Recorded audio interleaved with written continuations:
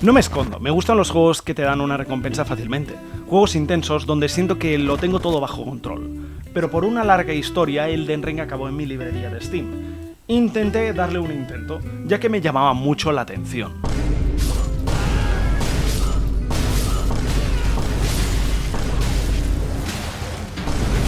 Cabe decir que el juego cumple lo que promete. Llegué a Garfield del Garfeado y me encallé. Dejé de jugar casi un año, porque me cansaba estar haciendo lo mismo todo el rato esperando un resultado distinto.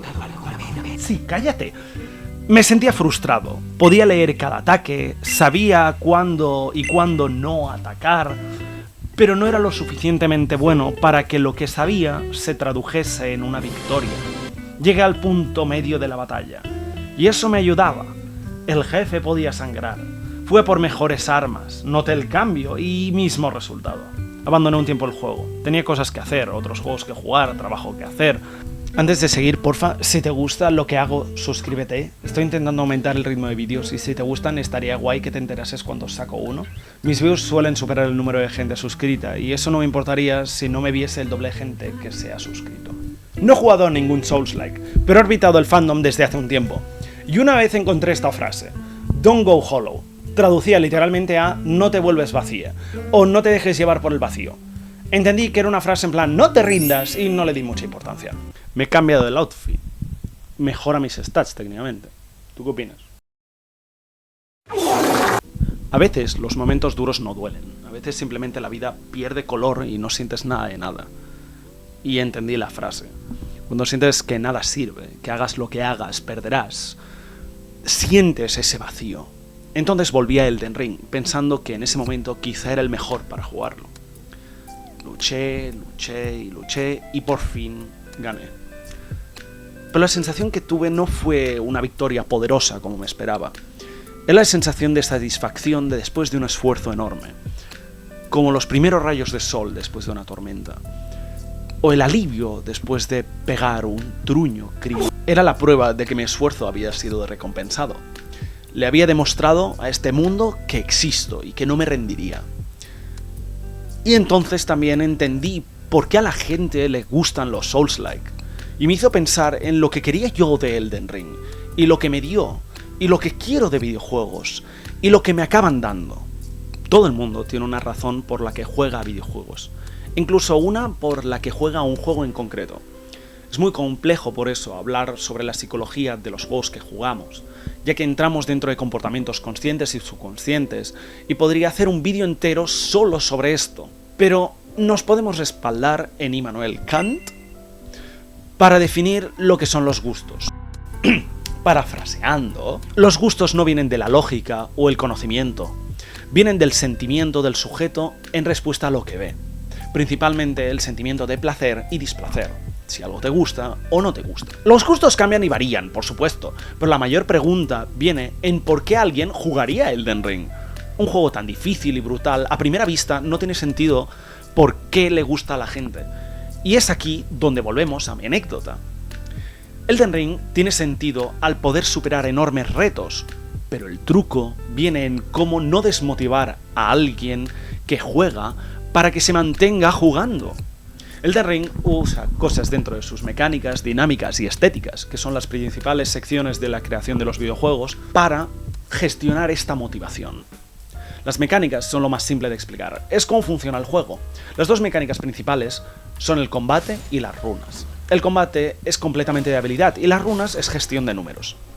Hay muchísimas más mecánicas, por supuesto, pero estas dos son las principales. Sin subir de nivel, no hay recompensa por el combate, y sin combate la recompensa es gratis. Las estéticas son todo lo que acaba generando una respuesta emocional.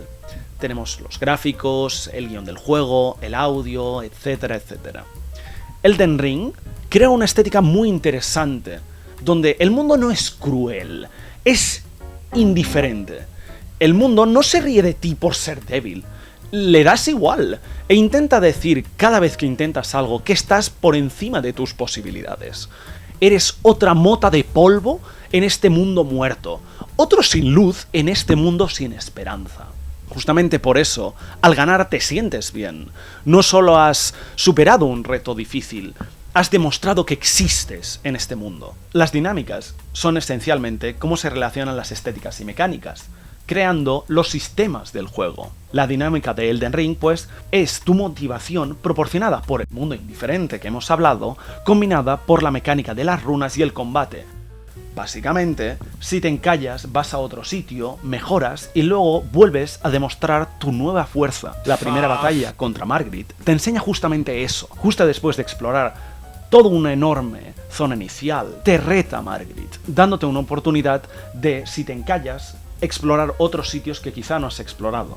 Justamente también, por eso, el primer jefe está tan alejado de la zona inicial. Y también, el Centinela Agreste también es un tutorial sobre esto, dándote un reto inicial de luchar o aprender que en este juego no tienes por qué enfrentarte a todo lo que te encuentres. Aquí es donde he de remarcar una cosa muy importante y meterme en un debate que espero no complique mi carrera. Elden Ring no necesita un modo fácil. Y no estoy hablando de ningún otro juego. De los juegos de FromSoft, solo he jugado a Elden Ring.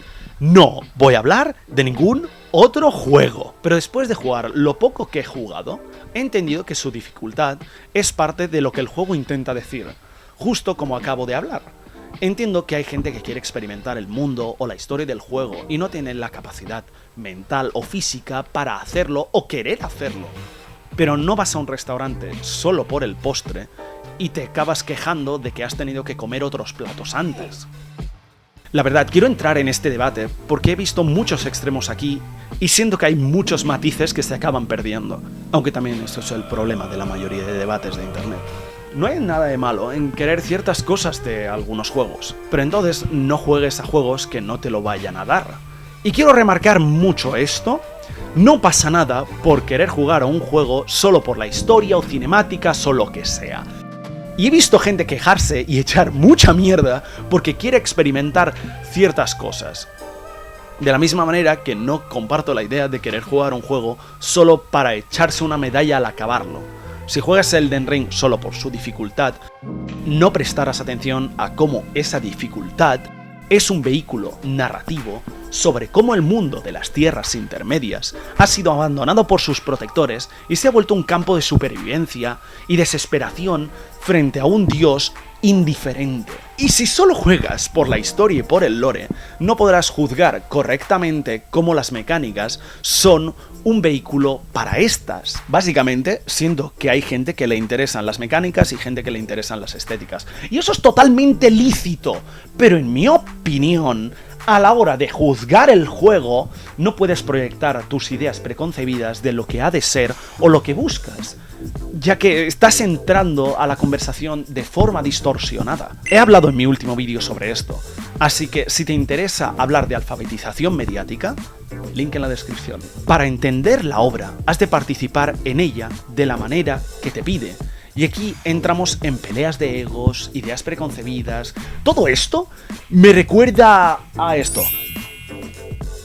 ¿Qué? Si queréis que los videojuegos sean arte, los hemos de juzgar como tal. No solo decir que son muy bonitos e irnos a casa. Y no sé el resto de gente que habla de videojuegos como arte, pero yo he estudiado historia del arte y lo voy a usar. El arte moderno pide participación de la gente que lo ve más allá de solo verlo. Te pide que pienses sobre él, qué significa y qué representa. Se introduce en la zona de confort de la audiencia y la pone a prueba. Anteriormente, el arte se apreciaba solo estéticamente, y en los años 60 y 70 empezó a tener una crisis de identidad sobre definir lo estético y los límites del arte. Esta parte del vídeo está basada en un ensayo de Arnold Berlaun. Os lo dejo en la descripción porque no estoy citando todo el ensayo, estoy cogiendo las ideas que me parecían más importantes para este vídeo. De este ensayo, cojo la idea del compromiso estético, que según el ensayo era el concepto central de las obras que perdieron interés en la estética tradicional, lo que viene a ser una obra de arte bonita. El compromiso estético se centra en cómo se aprecia la obra, su contexto, no la obra en sí. Se diluyen las fronteras entre oyente y obra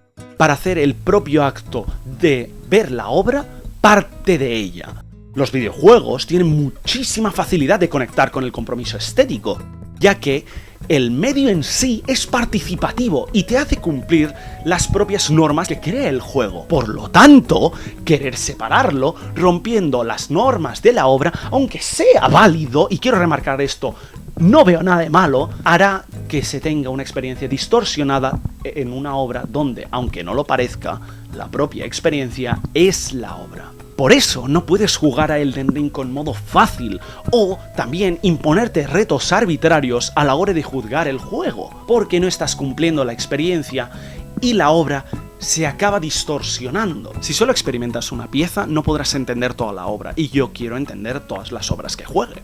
Para un compromiso estético correcto, has de tener vulnerabilidad y humildad. Para saber más, otra vez mira mi último vídeo. La cosa es que veo como Elden Ring quiere ir más allá de la dificultad como amplificador de la duración o del reto intenso de los juegos de las primeras generaciones. Quiere que la acción de jugar dentro de los sistemas sea parte de la narrativa. Por eso morir es canónico dentro del juego, por eso el juego tiene varios finales, porque el input de quien juegue es una parte igual de importante que el resto de las otras partes del juego. Así que ignorar el papel que tenemos para modificarlo, aunque completamente válido, y quiero seguir remarcando esto, no lo veo como una manera correcta de entender el juego. Juégalo como quieras, pero lo habrás de entender en su terreno. Y yo quiero aprender y entender todo lo que juego. Yo, originalmente, no quería lo que Elden Ring me daba. No quería un mundo indiferente al que le doy igual y me trata como otro de muchos. Quería sentirme importante, especial, y sentirlo inmediatamente. Estaba ansioso y desesperado. Pero intenté rebajar mi ego y entender lo que el juego me intentaba decir. El juego no me estaba desanimando ni riéndose de mí. Era amor duro. Otros juegos te valoran y te ponen en un pedestal por el simple hecho de jugar y existir en el juego. Eres el centro del mundo y los juegos te quieren hacer sentir así, ya que es muy fácil para asociar el juego que juegas con sentirte bien. En Elden Ring también eres el centro del mundo, por la propia naturaleza del medio de los videojuegos. Pero en vez de regalarte esta atención y validación, te exige dar la talla. Este juego te entrena y te hace trabajar usando sus mecánicas para una recompensa que es mucho más dulce después del trabajo. Pero, aparte de eso, también te motiva con sus estéticas, explicando cómo este mundo está olvidado y cada paso que das estás abriéndote paso en la historia de las tierras intermedias. Y entiendo que esto no es para todo el mundo, y eso está bien. Lo malo es criticar las partes del juego que no encajan con tus necesidades, o las cosas que les pides a los juegos. Y también es muy fácil decir que un juego no es para ti y dejarlo, y animo a la gente a hacerlo cuando no le gusta jugar a algo. Es mucho mejor que tacharlo como es malo y no apreciar ni valorar lo que intentaba. Otra vez, mira mi último vídeo para saber cómo hacerlo. Pero yo quiero probar cosas de todo tipo y sobre todo videojuegos, mi mayor pasión. Y cuando me di cuenta de lo que Elden Ring me quería decir, justo donde estaba mentalmente, quise darle esa segunda oportunidad. Este es el momento del vídeo en el que hablo de algo personal. Últimamente, el mundo me estaba pateando un poco el culo. Tener que esforzarme para llegar a tener el partner de Twitch, mi nivel mediocre de Smash nunca mejorando, el canal no llegando lejos.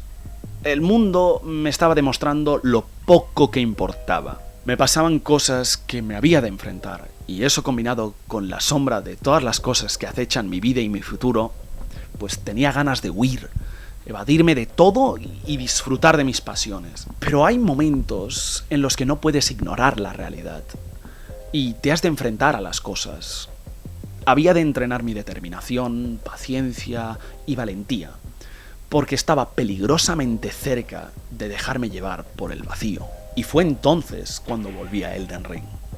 Y recordé lentamente todas mis motivaciones. No hago esto por la fama.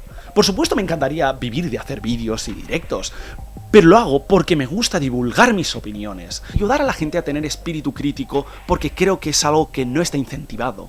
Mis resultados de Smash no son estelares, pero me lo paso muy bien yendo a torneos y jugando en directo, gane o pierda. Y después de mucho esfuerzo y vuestro apoyo, gané el partner de Twitch. Los torneos que organizo son un éxito, y aunque mi canal siga sin hacer números increíbles, sigo aquí porque me divierto y disfruto de ello. Y aunque sea en un ritmo muy lento, sigo creciendo. Y no quiero que nadie caiga en los pensamientos que estaba cayendo yo. No quiero que nadie se rinda porque las cosas parezcan muy difíciles. Y te animo, si estás pasándolo mal, a jugar a Elden Ring para que te ayude a salir. Nunca te des al vacío. Yo creo en ti. Y hasta aquí el vídeo del Elden Ring. ¿Qué te ha parecido? Dame un like o suscríbete si te ha gustado. Si no, coméntame. Me encantaría hablar con gente que opine distinto, siempre y cuando me respondan respetándome. Hago directos y pongo actualizaciones y dibujos en mis redes, todo en la descripción. Muchas gracias por escucharme. Y para el siguiente vídeo estaba pensando en dos temas. Marvel, el universo cinemático, o las dos primeras temporadas de Jujutsu Kaisen. Así que os dejo votar por el tema del próximo vídeo.